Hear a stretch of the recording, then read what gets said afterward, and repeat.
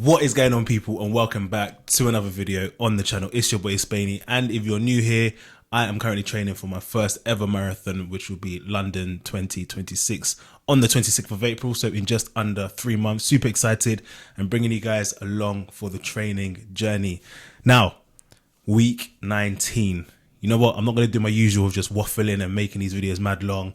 Let me just get straight into it, okay? Week 19, I'm actually very happy with, guys, because it was a full week of training. As you know, the last few weeks, maybe even 8 weeks, maybe even a little bit longer, I've not had like a full week of training where I've done all my runs, all my gym sessions, and just come out the other end just like with everything done, right? But week 19, that's all changed. Obviously, the last 2 weeks before that, so 18 and 17, I got all my runs in, but I haven't really been in the gym. Week 19, I got everything in, so feeling good, feeling happy about that. Context, it's Tuesday the 3rd of February that I'm recording this, so it'll be the day before this comes out because this will come out on a Wednesday. But yeah, I got my gym session done yesterday as well, so we've had a good start to the week as well. But anyway, let me get cracking with last week. Last week was a cutback week, or this week should I say, week 19 was a cutback week, so bringing down the level of activity, if you like, in terms of distances covered, etc., ever so slightly. Because think about training, you have to appreciate you can't just continuously just keep increasing your well, in this case, the distance. You can't just keep continuing increasing if you're in the gym, the weights. Like, you have to have a cutback week, a deload week if you're in the gym, or a taper week as you get in towards the actual marathon day. Do you get what I'm saying? Just to give your body a chance to recover and actually, you know, take grasp of the gains that you've made over time. Because if you're constantly just pushing yourself, when's your body actually going to recover and be like, actually, okay, cool, this is not the base? Do you get what I mean? Like, where's the base level at that point? Do you get what I'm saying? But anyway, let's get cracking. So week 19 obviously started off on Tuesday with a 7k. Well, sorry, Wednesday. I didn't actually train on Tuesday. Couldn't get out, unfortunately, so I trained on Wednesday with a 7k run. Did that in 46 minutes 22 seconds for an average pace of 6:37, average heart rate 139. So for an easy run, I like that a lot. One thing I'm noticing as well, to be fair, is that my paces are coming down relative to like the target heart zones, if you like. So where before my easy pace, so like let's say 140 to 150 heart rate was like maybe 640, 650, it's now down to like not even, what was this, what was the average pace here? Yeah, 637 here. So it's down to like 620 something, I think, which just shows that progression. It's actually good that I'm keeping mental note of that as well, because if it was up to my coach ChatGPT, I would literally just be running the same paces every run, if that makes sense, and not kind of adjusting it for the heart rates, if that makes sense. Because I guess that's where you kind of have to understand whether or not your easy runs are based on heart rate or based on pace, right? As far as I'm aware and concerned and understand, it's based on heart rate. So trying to maintain that kind of sub 150 heart rate for an easy run, I'm finding I can do at a slightly faster pace now, which is good and I really like. So yeah, that was the what time of the day was this run? It was in the morning. Yes, I remember this one now. This one is because I got out slightly later than I usually do for my runs, because I'm usually out quite early and therefore it's dark. So I put on one of my TikTok posts recently that a lot of my runs recently have just been in the dark, which is kind of annoying. And to be fair, actually, let me not lie, I didn't actually notice it until I went to post a TikTok where I kind of amalgamated a few of my runs, or a few of my recent runs, if you like, and all of them were just in the dark. And I was just like, oh, rah, I've done a lot of runs in the dark recently. So yeah, was glad to be able to get this one done out in a bit of daylight. Also meant I managed to get out in and run through one of the parks that I've not been able to run through in a while. And that morning it was cold, it was crisp, it was foggy, and there's a bit of, it's like a little lake, not a lake, but like a bed of water, if you like. And it just looked pretty sick, to be fair. So yeah, was happy to get out and get that done. So yeah, felt good after that one. Then Thursday was my steady run. This one was an 8k. So again, similar to the last couple of weeks in terms of how I've been approaching my steady runs, 2K at easy, and then the final 2K at easy as well, with the distance in between at steady pace. So in this case, because it was 8K, 2K at easy, 2K at easy, 4K at steady, and 2K at easy.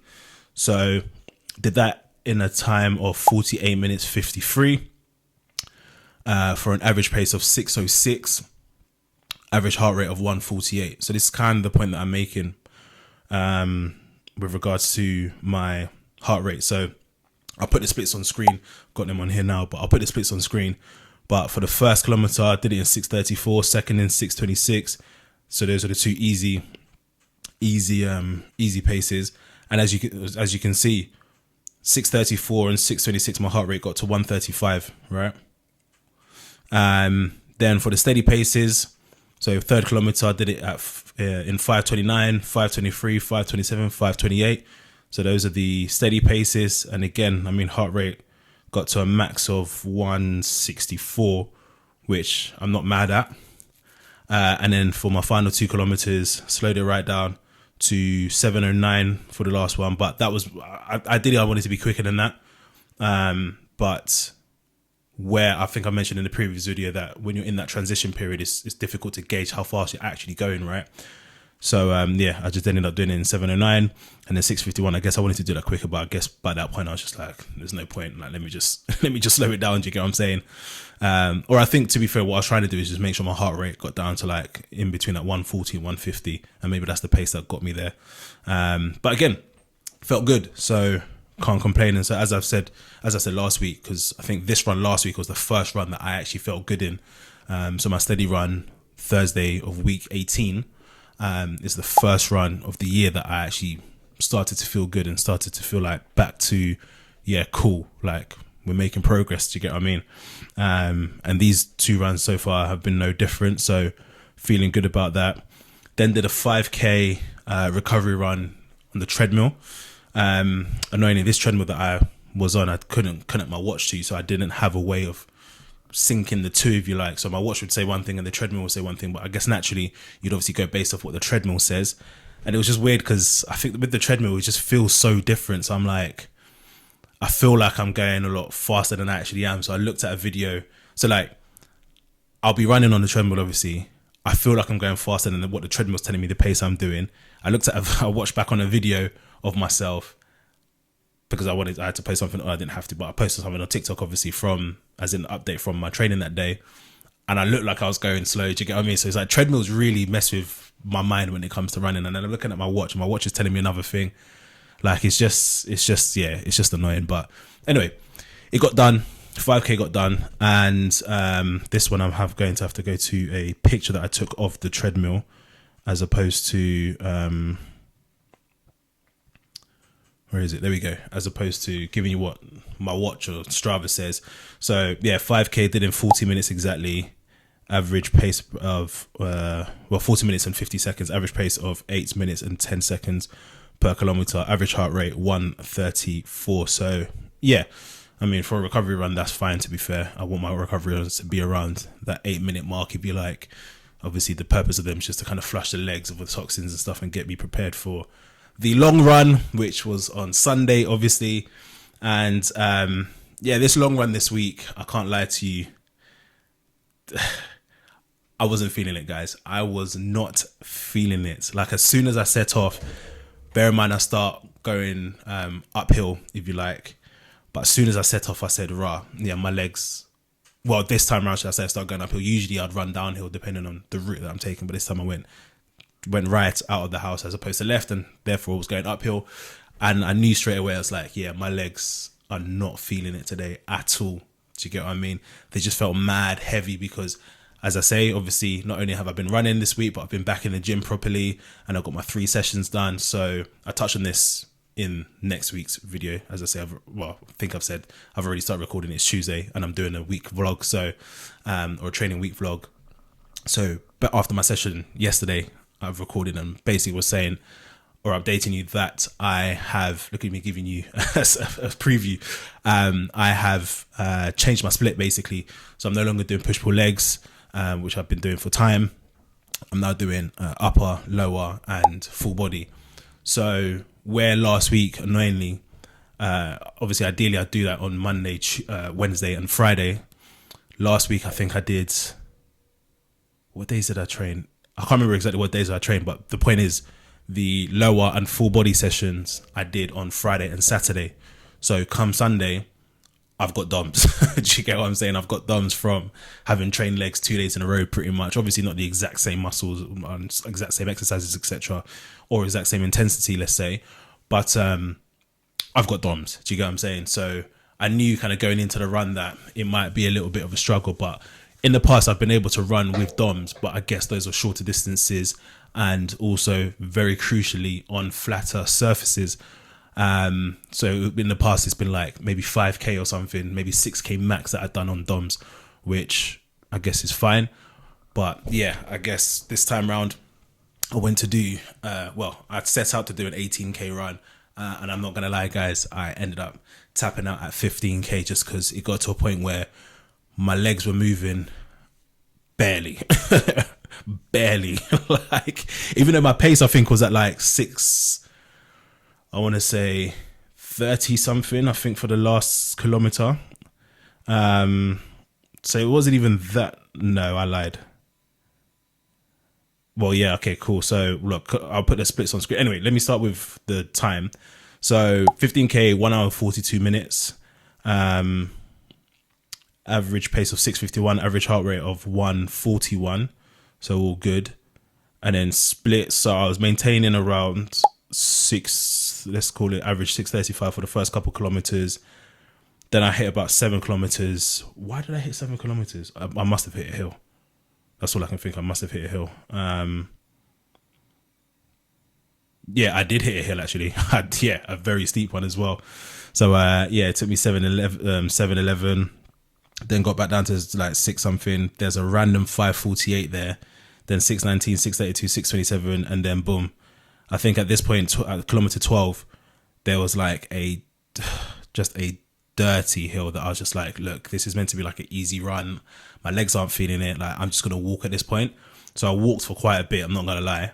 I walked for quite a bit, then picked up the pace again once I got to the top of the hill and my legs had calmed down and recovered a little bit. But then, yeah, it just got to a point I was just like, my legs just were not feeling it in the slightest. And I was just like, look, I'm just gonna tap out here. There's no shame in it. It's a cutback week anyway, so it's not the end of the world. Like, I've still covered decent mileage here, so can't complain. And yeah, I guess it was just really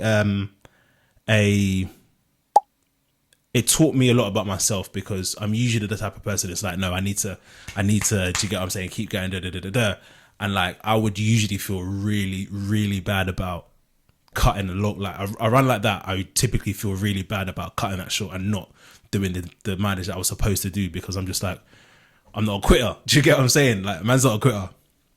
But at the end of the day, sometimes you just got to listen to your body, and that's what this marathon training is really teaching me. Just listen to your body sometimes, and if it's not primed or ready for something, and to be fair, you don't always have to be ready, obviously, right? But if your body's physically telling you like, yeah, you need to, because like my legs just didn't feel good. Do you get what I'm saying? And even at one point, I felt like my right thigh was gonna cramp up, which I've never felt on any of my runs to date. So yeah, I just said, you know what? Let me cut my losses here. End of the run, 15k, still a decent bit of mileage to get done, and we'll keep it moving, and we'll go again next week where we ramp up. And obviously my long run this week is meant to be 24k. Do you get what I'm saying? So yeah, can't complain. But then also, I think what's really good, and I definitely taught myself this, or definitely learned this, should I say, is that like even those types of runs that you don't may necessarily succeed or do as well as you wanted to, like, they still compound. It all compounds, right? So for example, I remember saying after my 20k, where I was just in mad pain, like even after like 10k or something, the hills were just an absolute joke, and like I was really just forcing it. I managed to complete it, obviously, run the whole thing, like it was cool. But after that, I remember saying to myself, like, right, if this is how I'm gonna feel after, like, if this is how I feel after this 20k, like, rah, 22k next week is just gonna be a madness. Do you get what I mean? But it's funny because I even posted on TikTok a question. I was just asking people like, how hilly is the London course? Because at the moment, my long runs, I can't seem to get away with not doing just some mad hills, like mad hills, guys, mad hills. You get what I'm saying? Which are just long, tiring, and whatnot, and they massively slow down your average pace overall. Do you get what I mean? And somebody commented and said it's good, like it's good to train on them because it makes running on flat so much easier. Which even in the space of doing that 20k in week 17 and then the 22k in week 18, like I noticed that because the 22k, like I felt good throughout. I made sure it was a predominantly flat route, a route that I knew already, and honestly, like I just felt good. You get what I'm saying? So I do want to continue like making sure I tackle these hills when I'm training and stuff like that, because yeah, I can see that it will do that. But the most important thing is just the compounding, is just turning up, showing up even when you don't feel like it. And honestly, your future self will thank you so much for it. Do you get what I mean? And as I say, I've definitely noticed that in between the 20 to 22k, obviously the 15k just needed to, the 18k that turned into a 15k yesterday, just needed to get over the DOMs. But it is what it is. Feel good today, feel fresh. So I've got to do, I think 8k today, 8 or 9k today. So yeah, we'll tackle it. But I'll leave it there, guys. Thank you for tuning in. As always, obviously, I'm doing all of this to raise money for charity, the Sickle Cell Society. So I'm going to leave a link there, perhaps where this blue, you see the blue there, or maybe that side, I don't know yet. Not a link, sorry, a QR code for you to scan to take you straight to the donation page, or you can check the link out in the description. And yeah, I'll leave it from there. This week I'm recording a full training vlog, so look out for that one next week. I do enjoy recording and editing those ones, so yeah, look out for that one, and I will catch you in the next video. Peace.